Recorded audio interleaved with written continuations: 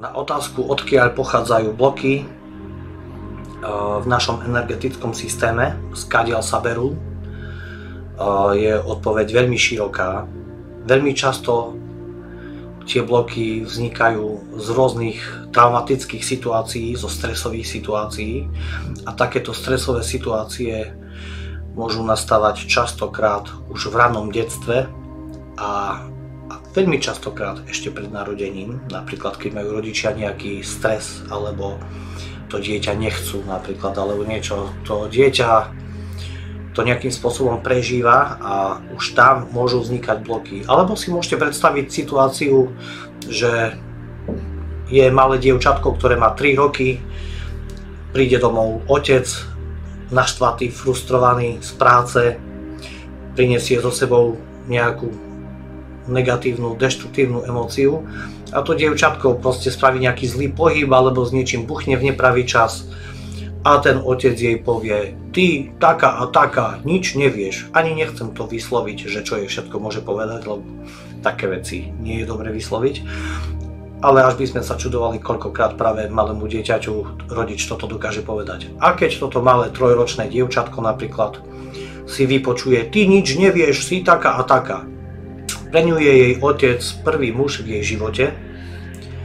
Jej otec je pre ňu niekto, kto vie všetko, až taká božská bytosť, a zrazu tá božská bytosť zasiahne do tej malej dušičky, do tej malej mysle a povie jej niečo také: ty nič nevieš. Tak toto dievčatko možno na to ako keby zabudne alebo nezabudne, niekde sa to tam vpečatí, niekde to tam zostáva, neskôr pôjde do škôlky, pôjde do školy a už jej konanie bude neustále ovplyvňované niekde z podvedomia, už tam beží: ty nič nevieš napríklad. Tak beží to, beží, začne sa tak chovať a priamo z okolia si privolá reakciu, že znova jej niekto povie: ty nič nevieš. Budú sa učiť niečo v škole alebo v škôlke, bude sa jej to učiť podstatne ťažšie, pretože v podvedomí ide: ty nič nevieš. Bude sa jej to učiť ťažšie, to znamená, od učiteľky dostane horšiu známku. Už vo fyzickej realite vidno potvrdenie toho bloku, ktorý zostal v podvedomí: ty nič nevieš. A to maličké dievčatko, ktoré už má teraz 6 alebo 7 rokov, si povie: a oťko mal pravdu, nič neviem, super, vlečie sa to s ňou ďalej, už je v 8. ročníku, v 9. ročníku chce ísť niekde na strednú školu, ale predsa už dávno sa jej potvrdilo, že nič nevie, takže pôjde na nejakú takú školu, ktorú vlastne ani by nechcela, pretože to, čo by chcela študovať, tak predsa nič nevie, tak si nedovolí ani tam ísť. Bude robiť prácu, ktorú by ani robiť nechcela, pretože akurát na to stačí s tým blokom: ty nič nevieš. A to dievčatko, ktoré malo vtedy 3 roky, má zrazu 60 rokov. Ten obrovský hnev, ktorý vo vnútri vznikne, ktorý si ona ani uvedomovať nemusí, pretože tam pôsobí ten program, ten blok, že ty nič nevieš. On pôsobí, zvnútra pôsobí ten hnev, lebo to je ohromné obmedzenie pre toho človeka, obrovské ublíženie tomu človeku. No a ten hnev napríklad môže spôsobiť zápal klbov alebo niečo iné, môže spôsobiť čokoľvek, proste niečo môže spôsobiť. Bežná liečba vyzerá tak, že tá pani príde k liečiteľovi napríklad. Liečiteľ odstráni negatívnu energiu, ktorá tam časom sa navstrebala práve tou nesprávnou myšlienkou, práve tými traumatickými zážitkami. Liečiteľ to odstráni, dá tam čistú a zdravú energiu, klby prestávajú bolieť, klby sa liečia. Ale to ešte nie je stav, toto ešte nie je stav vyliečenia.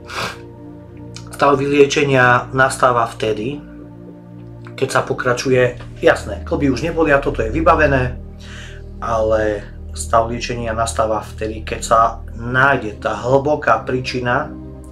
My sa cestou tej energie, ten blok má v sebe tú pamäť. My sa cestou tej energie musíme dostať až do toho momentu, musíme ho nájsť, ten moment. A niekedy ho nájdeme, že v 3 rokoch tej 60-ročnej pani ocko povedal, keď prišiel z práce: ty nič nevieš. Keď už to konečne nájdeme, tak to musíme rozpustiť a premeniť. My v podvedomí toho trojročného dievčatka, ktoré má teraz 60 rokov napríklad, musíme do tohto podvedomia, v podvedomí musíme nahradiť ten negatívny blok niečím úplne iným. A teraz si predstavte, že bezmála 60 rokov to dievčatko verilo, že nič nevie, tak jej skúste vysvetliť, že môže vedieť čokoľvek. Musí sa to zmeniť až na úrovni podvedomia. Cestou energií sa dostaneme presne až na úroveň podvedomia. No a tam to zmeníme. A vtedy zrazu môžeme považovať pani bývalé trojročné dievčatko za vyliečenú. Kĺby už sú v poriadku, ale aby sa nevrátilo podobné niečo a aby jej život zrazu dostal úplne inú chuť a iný smer, aby sa mohla nadýchnuť, tak práve na úrovni podvedomia toto musíme zmeniť, nahradiť negatívny program správnou, liečivou a konštruktívnou myšlienkou, ktorá sa následne takisto v jej živote prejaví, že ona vlastne zistí, že vie čokoľvek. Môže sa učiť ľahko, je bystrá. Zistiť to v 60 rokoch, uvedomujem si, že mnohokrát prídu aj slzy, pretože si človek uvedomí, že ten dlhý čas žil s nejakým strašidlom, ktoré ho vôbec nemuselo strašiť a desiť. No ale proste niekedy je to tak.